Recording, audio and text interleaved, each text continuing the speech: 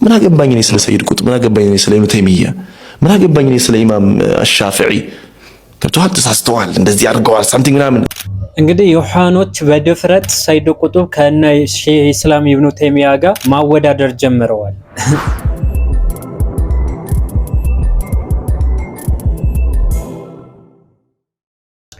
ቢስሚላህ አልሐምዱሊላህ ሰላቱ ወሰላሙ አላ ረሱሊላህ ወአላ አሊሂ ወሰህቢሂ ወመንዋላ። የተከበራችሁ ወንድምና እህቶች አሰላሙ አለይኩም ወራህመቱላሂ ወበረካቱ። የጌታችን ያለ መልካም ፍቃድ ሆኖ ዛሬም ለእናንተ አስተማሪና ቁም ነገር አዘል የሆኑ ቪዲዮዎችን ይዤላችሁ ብቅ ብያለሁ። እስከ ቪዲዮአችን ፍጻሜ ድረስ አብራችሁን ሆኖ እስከዛ በመለቃቸው ቪዲዮዎች ላይ አስተያየት ጥቆማ ካላችሁ ኮሜንት ስር በጨዋ ደም በወንድማዊነት መንፈስ ማስቀመጥ ትችላላችሁ። እስቲ ዮሐኖች ምን እንደሚሉ እንስማቸውና ከዛ በኋላ የተወሰነ ሐሳቦችን የምናንሸራሽር ይሆናል። ምን አገባኝ እኔ ስለ ሰይድ ቁጥብ፣ ምን አገባኝ እኔ ስለ ኢብኑ ተይሚያ። እኔ ግን ያገባኛል ነው ምልህ። ምክንያቱም ሰይድ ቁጥብ ህዝበ ሙስሊሙ በአጠቃላይ ማክፈር የሚታወቅ ግለሰብ ነው። የተለያዩ ኪታቦች ላይ ኢቭን ራሱ አማርኛ ላይ በተተረጎሙ የተለያዩ መጽሔትና መጽሐፎቹ ላይ ህዝበ ሙስሊሙ አሁን ያለንበት ዘመን ይላል፣ አሁን ያለንበት ወይም የሙስሊም ማህበረሰብ ከጃህልያ የከፋ ማህበረሰብ ነው ይላል፣ ከዛ የባሰ ነው ይላል። ተመልከቱ፣ ነብዩ አለይሂ ሰላቱ ወሰላም ብለዋል፣ በእኔ መላክ ትልቁ የጃህልያን መሃይብነትን ተግባር ተወግደዋል ብለዋል። ማን? ነብዩ አለይሂ ሰላቱ ወሰላም። ሰይድ ቁጥብ ደግሞ ምን ያደርግ ነበረ? ሙስሊሙ በአጠቃላይ ያከፍር ነበር። ይህን ግለሰብ ደግሞ በሚያሳዝን ሁኔታ ምንድነው እያለን ነው? ተሂድ ነው፣ ቢሳሳት ራሱ አጅር ያገኛል ይላል። ሪሊ እስቲ እንስማው። ቀጥኸለት ለሃማ አንተ ምን ሰርተሃል? እሱ የሰራውን ያህል ሞክረሃል። እሳቸው የተሳሳቱን ያህል ተሳስተሃል። እሳቸው እኮ ተሳስተው አንድ አጅር አላቸው፣ ተመራምረዋል። አንተ ደግሞ እሳቸውን እንዲጠሉ አድርገህ ወንጀል ተሸክመሃል እንጂ ኢስላምን አንተን አላልክም። ምን ሰራ ሰይድ ቁጥብ? ቆይ 11 ዓመታት ግብጽ ውስጥ የሶሻሊዝም ፓርቲ አባል ነበር። አሁን የሰውዬ ነው ከሼህ ኢስላም ኢብኑ ተይሚያ ጋር የሚያወዳድረው። ሶሻሊዝም ፓርቲ ላይ እያለ ማለት ነው እስልምና ይላል ከክርስቲያንና ሶሻሊዝም የተጨመቀ እምነት ነው ብሎ ተናግረዋል። አላሁ ሱብሓነሁ ወተዓላ ግን ምንድነው ያለ? ይህ እምነት ወይም ዲነል ኢስላም ከአላሁ ሱብሓነሁ ወተዓላ ዘንድ ነው ብሎ ለእናንተ መረጥኩላችሁ ያለ ዲን ምንድነው ይል ነበር? ከክርስትናና ከሶሻሊዝም የተጨመቀ እምነት ነው ብሎ ይናገር ነበረ። ማን? ሰይድ ቁጥብ። ፈቂህ ኢማም ሆነው ተሳስተው ያለፉ ሰዎች ሐቁ ላይ ከገጠሙ 2 አጅር አላቸው፣ ሐቁ ላይ ካልገጠሙ 1 አጅር አላቸው። አንተሳ የእሳቸውን ስብዕና አጥፍተህ ወንጀል ነው ወይስ ምንድነው የተሸከምከው? 2 ወንጀል 3 ወንጀል ነው። ትልልቅ ሰሃቦችን በማክፈር የሚታወቅ ነው፣ በመሳደብ የሚታወቅ ነው እና አቡ ሙአዊያ እንዲሁም ደግሞ አማር ወሂ ሲወርድ ጊዜ ቁርአንን እየጻፉ የነበሩ ሰሃቦችን እነሱ ባጭበርባሪነት በኒፋቅ ይጠረጠሩ ነበር ይላል። ማን? ሰይድ ቁጥብ። ዑስማንን የመራበት ሐሊፋ የሆነበትን ጊዜ ለሙስሊሞች ፈተና ነበር። ይህን ደግሞ በጣም ሽማግሌና ደግሞ ይሄ ወኔውን የወረደበት ዘመን ስለሆነ ይቅርታ መጠየቅ ነበረበት። ግን በጣም ኢጎ ስላስቸገረው ይላል፣ ኢጎ ስለነበረበት ይቅርታ ሳይል ለሙስሊሞች ፈተና ሆኖ አለፈ ይላል። የማን? የዑስማን ዘመን ማለት ነው። እነዚህና መሰል ነገራቶችን በግልጽ ይናገራል። ማን? ሰይድ ቁጥብ። እንደነዚህ አይነት ፈተዋዎች ለምሳሌ ሼህ ኡሰይሚን በሆነ ጊዜ ተጠይቀው ኩፍር ነው ብለው ተናግረዋል። የድምጽ መረጃዎች አሉ፣ በርካታ መጽሐፎችን አሉ እና ሰይድ ቁጥብ ከሼህ ኢስላም ኢብኑ ተይሚያ ከተለያዩ አይማዎች ጋር ማወዳደር በጣም ያሳዝን ነው። ቢሳሳት ራሱ አጅር ታገኛለህ። ስለ ሰይድ ቁጥብ ምን አገባምና? ሰይድ ቁጥብ ሰሃባ እየተሳደበ ነው። ነብዩ አለይሂ ሰላቱ ወሰለም ሰሃቦችን እንዳትሳደቡ ብለዋል። ግን ዑስማንን የመሰለ አማርን የመሰለ ሌሎችም አቡ ሙአዊያ የመሰለ ትልልቅ ሰሃቦችን በመሳደብ የሚታወቅ ነው። ህዝበ ሙስሊሙ በአጠቃላይ የሚያከፍር አሁን ያለንበት ዘመን ከጃህልያ ዘመን የከፋ ነው የሚል ግለሰብ ነው። እንግዲህ አንተ ሙጅተሂድ ነው ምናምን ቢሳሳትም አጅር ሪሊ አሁን ጭንብላችሁ አሪፍ እየገለጻችሁት ነው። እኔ አላህን አመሰግናለሁ። ድሮ የምታስታውሱ ከሆነ በሆነ አጋጣሚ ነው ሐሰን አልበና ሰይድ ቁጥብ የሱፍ አልቀርዳዊ ምናምን ነገር የሚሉት የነበረ። አሁንስ በአደባባይ እንዲህ እየተናገሩ ነው። በሙስሊሙ ያጠመመ ህዝበ ሙስሊሙ በተለያዩ ነገራቶችን ያደረገው ሰይድ ቁጥብ ማለት ነው። ስለሱ ስታወራ ምን አገባኝ? እንዴት ነው ማያገባን? ቁርአን ላይ እኮ አላሁ ሱብሓነሁ ወተዓላ በመልካም እዘዙ በመጥፎ ደግሞ ከልክሉ ብሎናል እኮ። መጥፎ ነገርን የሰራ ሰው አርአያ አድርጋችሁ እኮ መጽሐፋችሁ ላይ ጽፋችሁታል አይደለም? የህይወት ግብህን ቅረጽ ምናምን በሚለው መጽሐፉ ላይ አንዱ ጻፊ ምንድነው ያደረገው? እነ ሐሰን አልበና እነ ሰይድ ቁጡብ እነ ሰልማን እነ ዩሱፍ አልቀርዳዊ ምናምን አርአያ አድርገህ ያዝ ብሎ ጻፈ። ነው አርአያ አይሆንም። አርአያ አድርገህ ከያዝ አስቀድሜም እንደነገርኳችሁ ምንድነው የምትሆኑት? ሰሃባ ጠል ወይም ሰሃባን የምትሳደቡ ሰዎች ነው የምትሆኑት። ስለዚህ ከነዚህ ሰዎች ተጠንቀቁ። በተለያዩ ፖድካስት እያሉ ቀርበው ከዛ በኋላ ራሳቸው እንዳዋቂ አድርገው እንዲህ ስላሉ አዋቂ አይደለም። ኦኬ ሴትና ወንድ ደባልቀህ እኮ እናውቃለን። በነገራችን ላይ እኔ በደንብ ስለማውቅ ሴት ጋር አጠገብ ሆነ ዳዋ ማድረግ ያንተ ስልጡነት ከሆነ ብራዘር አልገባህም። ገና የእንጭጭ ሐሳብ ወይም ደግሞ የእንጭጭ ሐሳብ ይዘህ ነው እየተጓዝክ ያለው። እኛው ቁርአናዊ ሐዲሳዊ መረጃ ፈቅዶላችሁ ነው ከሴት ጋር ዲስከስ እናረጋለን ከኢሻ በኋላ ብላችሁ ቁጭ ብላችሁ ለኡማን እንሰራለን የምትው ከየት የመጣ ነው? ከየት የመጣ አስተምሮት ነው? ዋላ ድመትና ሳምባ አንድ ላይ ያስቀምጣ ከዛ በኋላ ድመት እባክሽን ሳምባውን ጠብቂ ብትላት እንዴት ነው ተጠብቃለች? ሪሊ ምንም አትጠብቅም። ምን ትበላዋለች? አንድ ሺህ ሲናገሩ የሰማሁት ነገር አለ። ኢኽዋን የምታገኟቸው በጎ አድራጎት ድርጅት ወይም ደግሞ የነፃ ትምህርት የሚሰጥበት ቦታ ነው ይላሉ። ከፕሮቴስታንት ጋር የሚያመሳስላቸው በርካታ ነገራቶች አሉ። ፕሮቴስታንት ኢቭን እንትን ነው ተመገብ ወይም ላልብስህ እኔን ምሰል ነው አይደለ? የሆነ ነገር ላድርግልህ እኔን ምሰል የሚል አይነት ተልእኮ አላቸው። ኢኽዋኖች እንደዛ አይደለም። በጎ ነገር ያደርጉልሃል፣ በጎ አድራጎት ማህበር ምናምን ብለው ያቋቁማሉ። ግን ከጊዜ በኋላ ግን ተቀይሮ የኢኽዋንን አስተሳሰብ አንተ ላይ አፕሎድ ያደርጋሉ። ይህ በተግባር የተለያዩ በጎ አድራጎቶች ተመልከቱ፣ ልብ በሉና እዩዋቸው። ኡስታዞች የሚባሉ የተለያዩ ሰዎችን ምንድን ናቸው? ኢኽዋን ናቸው። በቃ ሙስሊሙ አንድ እናደርጋለን ብለው ዝም ብሎ 100 ምናምን ዓመት ሞልቶታል። ግን የማያድግ ህፃን የሆነው ለምን ይመስላችኋል? ኢኽዋን ከተለያዩ ቦታዎች ላይ የሚባረረው ለምን ይመስላችኋል? ይሄ የሙስሊም ወንድማማችነት ምናምን ብለው ከግብጽ ተባረሩ፣ ከሳውዲ አረቢያ አረብ ሀገራት ሙሉ በሙሉ ነው የተባረሩት። በነገራችን ላይ ከሰሩት ጭምር ይሄ ኢኽዋኑል ሙስሊም የተለያዩ ሀገራቶችን የሙስሊም ሀገር የሚባሉት እንዲፈራርስ እንዲወድም ያደረጉት በተሳሳተ ፈትዋቸው ነው። ተነሱ፣ በመንግስታቸው አምጹ፣ በሙስሊም መሪ ማለት ነው አምጹ ብለው ረብሻን አንስተው ከዛ በኋላ ሀገራቸውን እንዲወድም ያደረጉ የኢኽዋን ዑለማ የሚባሉ ግለሰቦች ናቸው። ግሩፕ አሁን በቅርብ እያየሁኝ ነበር። አሜሪካን ውስጥ ሊታገድ ነው።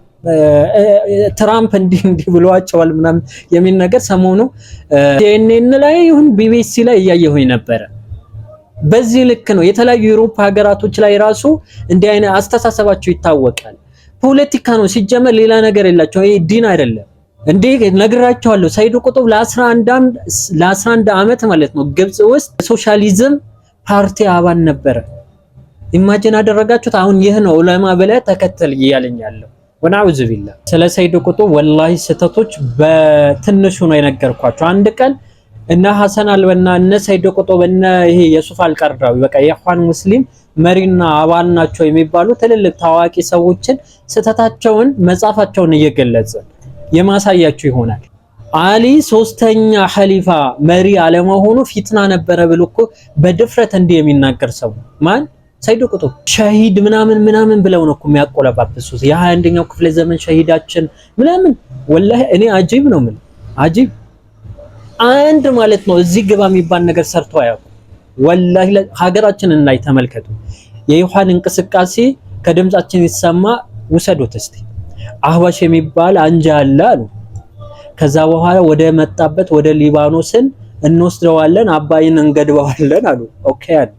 ከዛስ አህባሽ የሚባል አልጠፋም። ምን አልጠፋን? ከዛ አንድ ነን አሉ። ምን ሲያገኙ? ስልጣን ሲያገኙ። ስለዚህ በአጭሩ የኢኽዋኑል ሙስሊሚን ፐርፐዛቸው ዲንን መሃደም ሳይሆን አላማቸው አንድና አንድ ብቻ ነው፣ ስልጣን። ስለ ኢኽዋን በደንብ የሚያቅሰው ማለት ነው ከአህባሽ የበለጠ እነዚህ ሰዎችን ይጠነቀቃል። ከአህባሽ አህባሽ ይሆናሉ፣ ከሱናው ሱና ይሆናሉ። ምን ልበላቸው? ስስት ናቸው፣ ይቀያየራሉ እንደ አየሩ ንብረት እንደ አየሩ ጸባይ ማለት ነው። ከሁሉም ጋር ልወደድ ባይ ናቸው። አሁን የሀገራችን አንዳንድ ውስታዞች ታያላችሁ በፊት ላይ በግልጽ ኢኽዋኑል ሙስሊሚን ምናምን ነገር ብለው አይናገሩም ነበር። እኔ ሐሰን አልበና፣ ሰይድ ቁጡብ፣ የሱፍ አልቀርዳዊ ስታወድስ ካየው ስለአንተ ማንነት ምንም አንተ አልጠይቀን ኢኽዋን ምናምን አለ ድብን ያልክ ኢኽዋን ስለው ምክንያቱም ስለነዚህ ግለሰቦች የሱና ዑለማዎችን ሙብተዲ እንደሆኑ ኢኽዋኖች እንደሆኑ ህዝበ ሙስሊሙን እንዳከፈሩ ስለተናገሩ። እንዴ ሐሰን አልበና ማለት እኮ ቀብር አምልኮን የሚያበረታታ የነበረ ራሱ ቀብር አምላኪ ነበር። የሱፊያ ጣሪቃ ነው ምናምን የሚሉት ቦታ ሄዶ 1000 ምናምን ኪሎ ሜትር ተጉዞ ሐሰን አልበና ምን ያደርግ ነበረ? መውሊድ ያከብር ነበር መቃብር ውስጥ። ከዛስ ተከታዮቹ ምን ብሎ ይዋሻቸው ነበረ? በመውሊድ ጊዜ የተወዳጁ ነቢ ከተወዳጁ ብርቅዬ ሰሃቦቻቸው ጋር መጥተው ያለፈውን የሚመጣውን ወንጀሎቻችንን ምረውን ሄዱ ብሎ ያስተምር ነበር። ነገራችን ላይ የኢኽዋኑል ሙስሊሚን በተመለከተ ትልቅ ፒዲኤፍ የዛሬ 6 ዓመት ምናምን የጻፍኩት አለ። አይ ቲንክ 5 ዓመት ወይም 6 ዓመት ቴሌግራም ላይ ያስቀምጥላችኋለሁ። ከ96 ፔጅ በላይ ነው። ኢንሻአላህ ኢቭን አስፍቼ በደንብ የምንጽፈው ይሆናል ኢኽዋኑል ሙስሊሚን በተመለከተ ማለት ነው። ስለዚህ ባጭሩ ኢኽዋኑል ሙስሊሚን ለሙስሊሞች ነቀርሳ ናቸው፣ ካንሰር ናቸው፣ ተጠንቀቋቸው ለማለት ያክል ነው። ድሮ ላይ እንዲህ ኢኽዋን ብለው አያወሩም ነበር። አሁንስ ሚንበር ቲቪ ላይ ከዚህ በፊት ቪዲዮ ሰርቻለሁ። ብሩክ ነው ምናምን የሚባል ሰውዬ እኛ የኢኽዋንን አስተሳሰብ መያዝ አለብን። ለምሳሌ ሰይድ ቁጡብ እንዲያደረገ ሐሰን አልበና የሱፍ አልቀርዳዊ ኳታር ላይ ተቀምጦ እንዲያደረገ ብሎ ሲያስተምር ነበር። ኦኬ እኛን ደግሞ የነሱን ሐሳብ ደግሞ ምን አፕዴት ማድረግ አለብን አለ። ሪሊ ወደ ቀጣይ ቪዲዮ ስንሻገር አረብ ሀገር ላይ ያላችሁ እህት ወንድሞች፣ በተለይ ውጭ ሀገር ላይ ያላችሁ ዩሮፕም ሊሆን ይችላል የተለያዩ በስፔሻሊ ደግሞ አረብ ሀገር ላይ ያላችሁ እህቶች ይህን መልእክትን ስሙት። ከዛ በኋላ ራሳችሁን ፈትሹ። ለራሳችሁ ምን ያክል እየኖራችሁ ነው የሚለው ነገር ራሳችሁን እዩና ከዛ በኋላ ራሳችሁ ታገኛላችሁ እየሰላሰብኩኝ ይህን ታሪክ ስሙት እስቲ። እኔ በጣም ስለገረመኝ ንግስት ሆና ለመመለስ ወደ አረብ ሀገር በራ። በአረብ ሀገር ከ11 ዓመት ቆይታ በኋላ ወደ ሀገሯ ስትመለስ ለእብደቷና ለሞቷ የገዛ ቤተሰቦቿ ምክንያት ስለሆኗት አንዲት ሚስኪን ኢትዮጵያዊ እህታችን ታሪክ ልንገራችሁ። ይቺ ባለ ታሪክ አማረች ትባላለች። በደቡባዊ ኢትዮጵያ የሀገራችን ክፍል ተወልዳ ያደገች ሲሆን መስፍኔ የሚባል ወንድም አላት። የእናቷን ስም ለጊዜው ዘሏለው። አባታቸው ገና ልጅ እያሉ ነበረ በህይወት የተለያቸው። አማረች የ10ኛ ክፍል ፈተና ውጤት ይበላሽበታል። ምንም እንኳን በወቅቱ በአካባቢው እድሜዋ ለጋብቻ የደረሰች ብትሆንም ነገር ግን በደሳሳ ጎጆ ውስጥ ያለችዋን እናቷን ህይወት ለመቀየር ስላሰበች ወደ አረብ ሀገር ለመሄድ ትወስናለች። ወደ አረብ ሀገር የመጓዝ ሐሳቧም ይሳካላትና ወደ አረብ ሀገር ትጓዛለች። በዛም ቀናትን፣ ሳምንታትን አለፍ ሲልም ወራትን ታስቆጥራለች። በዚህ ወቅት ለቤተሰብ ደሞዝ መላክ ትጀምራለች። ወራት አልፎ ዓመታት መቆጠር ከተጀመረ በኋላ ግን መስፍኔ አንድ ነገር ይነግራታል። በላከችው ገንዘብ በስሟ የእርሻ መሬት እንደተገዛላት ነገራት። በጣም ደስተኛ ሆነች። እንደዚህማ ከሆነ ብላ ከጓደኞቿ ተበዳድራ ጨማምራም ገንዘብ ትልክና ገጠር ከተማ በሆነችው አካባቢያቸው ላይ ቦታ እንዲገዛላት ይነግሯታና ቦታ ግዙልኝ ብላ ገንዘብ ትልካለች። በዚህም አካባቢ ቦታ እንደተገዛላት ነገሯት። በአረብ ሀገር 7-8 ዓመት ከቆየች በኋላ በዛ የገጠራማ ከተማ አካባቢ ላይ የተገዛው ቦታ ላይ G+2 ቤት ለመስራት መሰረት እንደተጀመረ ይነግራታል። እሱ ብቻ አይደለም፣ የገጠሩ የእርሻ ቦታ ላይም ጭምር ቡና እንደተከሉላትና ቡናውን በጥሩ ሁኔታ ላይ እንደሚገኝ ፎቶ አንስቶም ጭምር ይልክላታል። በሰዓት በጣም ደስተኛ ትሆናለች። 10ኛው ዓመት አካባቢ ላይ G+2 ቤት ወደ መጠናቀቅ ደረጃ ላይ እንደደረሰ የገጠሩ የእርሻው ቦታ ላይ ቡናው መለቀም ሊጀምር እንደደረሰና ባጃጆች በስሟ 2 ባጃጆች ተገዝተው ባጃጆቹ እየሰሩ እንደሆነም ጭምር ይነግሯታል። ጊዜውም ደረሰ። አማረች ወደ ሀገሯ የምትመለስበት ታይም ደረሰ። ወደ ሀገሯ መጣች። መስፍኔም ቦሌ ዓለም አቀፍ አውሮፕላን ሄዶ ተቀበላት። ወደ ቤት ይዟት ሲሄድ ግን የወሰዳት ወደዛ ወደ G+2 ቤት ሳይሆን ያን የ10ኛ ክፍል ውጤት ሲበላሽባት እናቴን ከዚህ ደሳሳ ጎጆ ማውጣት አለብኝ ብላ ወስና ትታ ወደ ሄደችው ቤት ነበር የወሰዳት። ወደዛች ደሳሳ ጎጆ ቤቷ ትንሽዬ እድሳት ብቻ ነበር የተደረገላት። ወደዛ ሲወስዳት ግራ ተጋባች። ጠየቀችው። ለምንድነው ወደ ቤቱ ማን ሄደው? የታለ የእርሻ ቦታ? የታሉ ባጃጆቹ? የሚል ጥያቄ ታቀርብለታለች። መስፍኔ በዚህ ወቅት ምንም አይነት ምላሽ አልመለሰላትም። አንገቱን ደፍቶ ብቻ ነበር የቀረው። ልጇ በመምጣት ደስተኛ የሆነችው እናት እየሮጠች ልጇን ለማቀፍ ስትወጣ ልጅ እናቷን ትሸሻለች። የሆነው ነገር ሁሉ ከቁጥጥሯ ውጪ ይሆናል። ገንዘብ እያለች በምትጮህበት ጊዜ እናት ወንድምሽ አስቸገረኝ ምን ላድርግ የሚል ምላሽ ትሰጣታለች። መስፍኔም አንገቱን ቀና ያደርግና በጣም ብዙ ብድሮች ነበረብን። አባታችን ከመሞቱ በፊት ከተለያዩ ሰዎች ገንዘብ ተበድሮ ነበረ። ለነሱዎች ዕዳ ከፈለን። በዚህ ገንዘቡ አለቀ የሚል ምላሽ መለሰላት። ይሄንን የሰማች ጊዜ በጣም ደነገጠች፣ ራሷን ሳተች። ከዚያች ቀን በኋላ ለሳምንታት አልማዝ ከዛች ደሳሳ ጎጆ ወጥታ አታውቅም። ታዲያ ከሳምንታት በኋላ ግን አልማዝ ማውራት ጀመረች። የምታወራው ግን ከሌሎች ሰዎች ጋር ሳይሆን ከራሷ ጋር ብቻ ነበር። የምታወራውም ማዳም ደሞዜን ስጪኝ፣ ለቤተሰቦቼ ልላክላቸው፣ ማዳም ገንዘቤን ስጪኝ እያለች ነበር ከራሷ ጋር በተደጋጋሚ ታወራ የነበረው። ከአረብ ሀገር ይዛ የመጣችውንም ስልክ እያበራች ሄሎ መስፍኔ፣ ቤቱ ፎቁ ስንተኛ ፎቅ ላይ ደረሰ? የእርሻ ማሳይስ እንዴት ነው? ባጃጆቼስ እንዴት ናቸው? እያለች ለብቻዋ ማውራት ጀመረች። ደሳሳ ጎጆ ውስጥ ከሳምንታት ቆይታ በኋላ ወደ ውጭ መውጣት ጀመረች። ወቅ ማድረግ ጀመረች። ታዲያ ወቅ በምታደርግበት ጊዜ ግን ብቻዋን ታወራ ነበር፣ ብቻዋን ትናገር ነበር። በዚህ ጊዜ የአካባቢው ልጆች የሪያድ እብድ እያሉ በድንጋይ እየወረወሩ ያባሯት ነበር። እንደተለመደው አልማዝ ወቅ ትወጣለች። ቀኑ ዝናባማ ነበር። ወቅ እያደረገች ስትሄድ ግን ከሌላው ጊዜ በተለየ ረጅም መንገድ ትጓዛለች። ስትጓዝ ግን እየተሰራ ያለ G+2 ቤት ታያለች። ቤቱን ስታይ ቀጥታ ወደዛ ቤት ታቀናለች። ቤቱ ራሱ ነው። ይሄውና መስፍኔ ወንድሜ አልዋሸኝም፣ ቤቱን እየሰራው ነበር፣ ሊጨርስለት ነው፣ ሊያልቅለት ነው፣ አሁን እንደ ንግስት ልኖር ነው እያለች ትጫዋለች።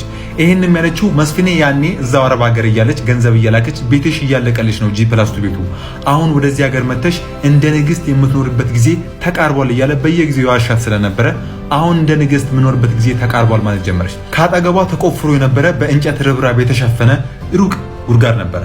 ጉድጓዱን አላየችውም። የቆመችበት እንጨት አንሸራርቷት ወደ ውስጥ ገባች። ከሁለት ቀናት በኋላ ሰውነቷን ያገኙት በዛ ጉድጓድ ውስጥ ሰውነቷ በሙሉ በጭቃ ውሃ ተለውሶ ነው። ዘመድ፣ ጎረቤት፣ ወዳጆቿ፣ የአካባቢ ሰው የሚያውቋት ሁሉ አለቀሱ፣ ጮሁ፣ ቀበሯት። በመጨረሻም አልማዝ 11 ዓመት ሙሉ እድሜዋን በሰው ሀገር አሳልፋ ወደ ሀገሯ ተመልሳ ለእብደቷና ለሞቷ የገዛ ቤተሰቦቿ ምክንያቷ ሆኑ። አረብ ሀገር ያላችሁ እህቶቼ ቤተሰቦቻችሁን አትርዱ ሳይሆን ምን ጊዜም ቢሆን ቅድሚያ ለራሳችሁ ስጡ። አረብ ሀገር ላይ ያላችሁ እህቶች እኔ ብዙ ጊዜ ነው የምታሳዝኑ። የሆነ ነገር እርዳታ ሲባል እናንተ ነው ተፍ ኦኬ እርዱ እኮ ጥሩ ነው። ለመስጂድ ሊሆን ይችላል፣ ለመስጂድ ውሃ፣ ማይክሮፎን፣ ለተለያዩ ነገራቶችን መርዳት ጥሩ ነው። ነገር ግን ለራሳችሁ ኑሩ። መጀመሪያ ራሳችሁን ቀይሩ ምናምን ነገር ኢቭን ለቤተሰብ ራሱ ስትልኩ ማመዛዘን የሚባል ነገር አለ። ከደሞዛችሁ 25% ከላካችሁ ከበቂ በላይ ነው። ከዛ በኋላ እንዲያርግልኝ ብለሽ ለወንድምሽ፣ ለባልሽ፣ ለሆነ ሰው አትላኪ። በተለይ ደግሞ ዲናቸው ላይ ጠንካራ ካልሆኑ አትላኪ እባክሽ። ራስሽ እኮ እዛ ኖረሽ አረብ ሀገር ላይ ሆነሽ ኢትዮጵያ ውስጥ እኮ የሆነ ነገር ማድረግ ከፈለሽ ራስሽን ኢንቨስት ማድረግ እኮ ትችያለሽ። ይቺን እህት ቤተሰቦቿ ነው ህይወቷን እንዲጠፋ እንዲመሰቃቀል ህይወቷ እስከማጣት ድረስ እንድትደርስ ያረጓት። ወላሂ በጣም ነው የሚያሳዝነው። እና እባካችሁ እህቶች ለራሳችሁ ኑሩ። እኔ ብዙ ጊዜ ተናግሬያለሁ፣ ጽፌያለሁ ምናምን ነገር እና ይህ ፋብለው ወንበር ላይ ተቀምጠው ከዛ በኋላ ተቸገርን ምናምን ሲሉ ቲክቶክ ላይ ጊፍት የምትሰጡት እናንተ ናችሁ፣ እንትን የምታረጉ እናንተ ናችሁ ምናምን ነገር። ወይ እናትሽ እኮ ልብስ ራሱ አልቀየረችም፣ አባትሽ ልብስ አልቀየረም ምናምን ነገር። እስካሁን የሆነ ቦታ ነው የሚሰራው፣ እናትሽ የሰው ልብስ ነው የምታጥበው ምናምን ነገር። አንቺ ግን እዛ የሄድሽበት ዓላማ ሊኖርሽ ይገባል። አንድ ሴት ልጅ መሄድ አይፈቀድላትም፣ ግን ከይሽ አይቀር ዓላማ ሊኖርሽ ይገባል። ኢትዮጵያ ስትመጪ ጊዜ የራሴ የምለው ነገር ሊኖረኝ ይገባል ብለሽ ማየት አለብሽ። እንዴ ያለሽው 21ኛው ክፍለ ዘመን ላይ ነው። ነገራቶችን በደንብ አድርገሽ እዛ ቁጭ ብለሽ ማስኬት ትችያለሽ፣ ማከናወን ትችያለሽ። ምን ሆነሻል? ምንም ነገር ሳይኖራቸው ወላሂ ከአረብ ሀገር ተነስተው 10 ዓመት 15 ዓመት አረብ ሀገር ተቀምጠው ኢትዮጵያ ሲመጡ ምንም ነገር የላቸው፣ ምንም ማለት ነው። የያዙት ብር ትንሽዬ ብር 100,000 ወይም 50,000 ምናምን ነገር ይዘው ይመጡና 2 ወር ሳይቆዩ ምን ይሆናል? ብሩ ይጨርሱታል። ከዛስ ጭር ያለ ዶሮ ነው የሚመስሉት። ወላሂ ያ እንዳይሆን ደግሞ ምን ማድረግ አለብሽ? እዛው አረብ ሀገር እያለሽ እዚህ ላይ ትልቅ ይኩማ ሆነ ኮስሞቲክስ ሊሆን ይችላል፣ የህፃናቶች ልብስ ሊሆን ይችላል፣ የተለያዩ ነገራቶችን እዚህ ስትመጪ ጊዜ የሆነ ገቢ ሊኖርሽ ይገባል። በቃ ከይሽ አይቀር የሆነ ነገር ያስፈልጋል። ለቤተሰብ ቤት ገዛሽ፣ ሰራሽ ምናምን ጥሩ ነው እኮ መስራትሽ። ግን ምንድነው ከመጣሽም በኋላ የሰው እጅ እንዳታይ ደግሞ ለራስሽ የሆነ ነገር ያስፈልግሻል። ለምን ስማርት እንደማትሆኑ አይገባኝም ወላሂ። በእርግጥ እኮ በጣም ስማርት የሆኑ ቤተሰቦቻቸው ራሳቸው የቀየሩ አሉ። ግን በዛው ልክ ደግሞ 15 10 ዓመት ቆይተው የሰው ሀገር የተለያዩ ስቃያቸውን እየበሉ እየኖሩ ከዛ በኋላ ኢትዮጵያ ውስጥ መተው ደግሞ ድጋሚ ተመልሰው ወደ ስደት ይገባሉ። እንዴ ሴት ነሽ እኮ እድሜ የሚባል ነገር አለ፣ ከዛ በኋላ ልጅ መውለድ የሚባል ነገር አለ ምናምን ነገር። ሴት ልጅ ስትሆኚ የሚታወቅ ነገር ነው። ምንም ማስረዳት ያለብኝ አይመስለኝም። ስለዚህ እንደ ወንድም መመክራችሁ ኢትዮጵያ ከመግባታችሁ በፊት ማለት ነው የራሳችሁ የምትሉትን ነገር አድርጉ። ይሄ የሆነ ባል ፍቅረኛ ምናምን የምትሉትን ሰው እሱ አላኩልል ወላሂ እኔ ምንም ማለት አልችልም። ከናንተ የተሻለ ሰው ህይወትን ለመቀየር ተፈተፋ አትበሉ። እኔ ሰዎችን አትርዱ አይደለም፣ በተለይ ኸይር ስራ ላይ ተሳተፉ። ግን ስትሳተፉ ግን ገደብ ይኑረው። ሰው 5000 ወይም 1000 ብር ኖሮት 800 ልስጥ አይልም። ኦኬ 200 ከሰጠሽ ዋና ንያችን ነው። አላህ እኮ የንያችን ነው የሚያውቀው፣ ከመጠኑ አይደለም፣ ከብሩ መጠን አይደለም። ስለዚህ ተሳትፎ ስናደርግ ራሱ እኛ ይጎዳናል ወይስ አይጎዳንም የሚለውን እያመዛዘንን መሆን አለበት ብዬ አምናለሁ። አላኩል ያለ ዛሬ ይሄን ካልኳችሁ ሀዛ ወቢላሂ ተውፊቅ ወሰለላሁ ዐላ ነቢና ሙሐመድ ወዐላ አሊሂ ወሰህቢሂ ወሰለም። ወሰላሙ አለይኩም ወራህመቱላሂ ወበረካቱ።